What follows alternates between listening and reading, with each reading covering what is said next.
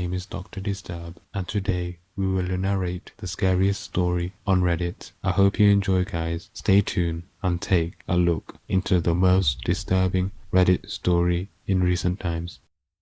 My last semester at a certain college, I was assaulted by a football player for walking where he was trying to drive. While unconscious on the ground, I lived a different life.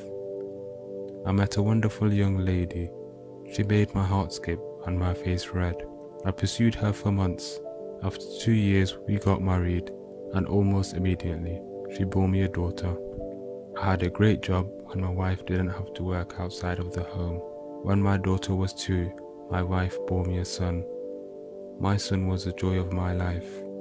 I would walk into his room every morning before I left work and doted on him and my daughter. One day, while sitting on the couch, I noticed that the perspective of the lamp was odd. Like inverted, it was still in 3D but just wrong. It was a square lamp base, red with gold trim, and 4 legs and a white square shade. I was transfixed. I couldn't look away from it. I stayed up all night staring at it.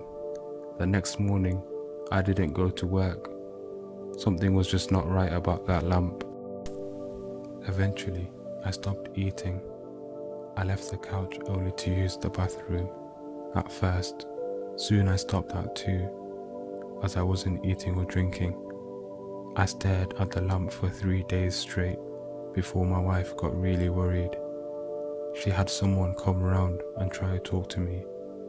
By my cognizance was breaking up, and my wife was freaking out. She took the kids to her mother's house. Just before I had my epiphany, the lamp is not real. The house is not real. My wife, kids, none of that is real. The last 10 years of my life isn't real. The lamp started to grow wider and deeper. It was still inverted, but it took my entire perspective, and all I could see was red. I heard voices, screams, all kinds of weird noises, and I became aware of pain, a shit ton of pain. The first word I said was, "I'm missing teeth," and I opened my eyes. I was laying on my back on the sidewalk, surrounded by people that I didn't know. Lots were freaking out. I was completely confused. At some point, a cop scooped me up, walked me across the sidewalk and grass, and threw me face down in the back of a cop car. I was still confused. I was later taken to the hospital and given several CT scans. I went through about 3 years of horrid depression.